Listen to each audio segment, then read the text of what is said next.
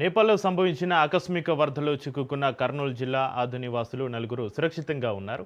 ఈ నెల 18న మానస సరోవర యాత్రకు బయలుదేరిన 156 మంది యాత్రికుల్లో 140 మంది మార్గం మధ్యలో వచ్చిన భారీ వరదలో చిక్కుకున్నారు.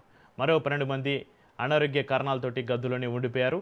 గ్రూపు వీసా నిబంధనల కారణంగా మొత్తం 156 మంది కలిసి స్వదేశానికి తిరిగి రావాల్సి ఉండడంతో ఇబ్బందులు ఎదురవుతున్నాయి. బాధితులను సురక్షితంగా స్వదేశానికి తీసుకురావాలని కుటుంబ సభ్యులు కేంద్ర రాష్ట్ర ప్రభుత్వాలను కోరుతున్నారు. ఈ నేపథ్యంలో ఎమ్మెల్యే పార్థసారథి బాధితులతో ఫోన్లో మాట్లాడి వివరాలు తెలుసుకున్నారు.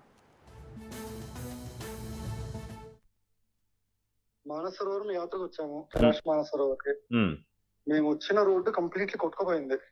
నేపాల్ బార్డర్, టిబెట్ బార్డర్ దగ్గర వెనక్కి ఎలా వెళ్ళాలి అనేది ఒక క్వశ్చన్. మాతో పాటు వచ్చిన గ్రూప్ వచ్చేసేసి వాళ్ళు ఇంకా శిఖర పరిక్రమలో ఉన్నారు. అంటే నాకు హెల్త్ బాగాలేదు కాబట్టి మేము వెళ్ళలేకపోయాం సార్ పరిక్రమకి. బట్ వాళ్ళు రేపు లేదు మర్నాడు మధ్యాహ్నం టైంకి పరిక్రమ ముగించుకొని వచ్చేస్తారు. ఓకే. సో దాని తర్వాత ఏంటి, ఇప్పుడు మేము డార్సన్ అనే ప్లేస్ లో ఉన్నాం సార్. ఓకే. ఈ డార్సన్ అనే ప్లేస్ అసలు ప్రాబ్లం ఏం లేదు. 15,000 feet ఆల్టిట్యూడ్ లో ఉంది. ఇక్కడ వరదలు ఏం రావు. సో కానీ రిటర్న్ వెళ్ళాలంటే ఇప్పుడు ఆల్రెడీ మొత్తం కొట్టుకుపోయిన రోడ్ లో ఆల్మోస్ట్ ఒక 10 బ్రిడ్జ్లు. ఇప్పుడు మీకు వెనక్కి రావడానికి ఏదైనా ఇబ్బంది వస్తే నేను వాళ్ళతో మాట్లాడతాను. నేను ఎవరితో మాట్లాడాలి, నాకు ఏదైనా నెంబర్లు మీరు పాస్ ఆన్ చేస్తే నేను మాట్లాడతాను, లేదా నేనే కనుక్కొని మీకు అప్డేట్ చేస్తాను. మీరు ఒకటి ధైర్యంగా ఉండండి. మిమ్మల్ని ఎట్టి పరిస్థితుల్లో అయినా సరే వెనక్కి తీసుకొచ్చే బాధ్యత మాది.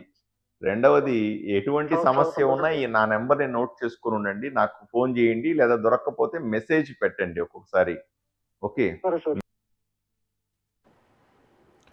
నేపాల్లో సంభవించిన ఆకస్మిక వరదల్లో చిక్కున్న కర్నూలు జిల్లా ఆది నివాసులకు సంబంధించి మరింత సమాచారాన్ని మా ప్రతినిధి మధు ఫోన్లో అందిస్తారు. మధు.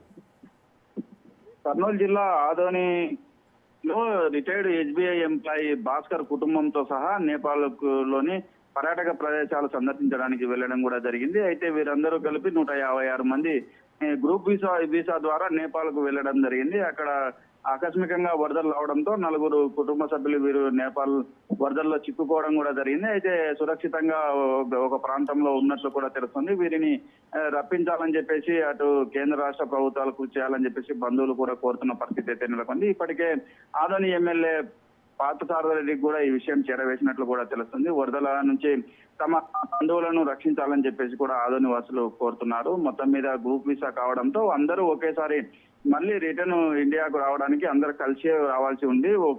కొంతమంది రావాలన్నా కూడా ఇది వీసా ప్రాబ్లం రావడంతో అక్కడే ఉండిపోవాల్సిన పరిస్థితి ఏర్పడింది. Chakri. Right, thank you Madhu.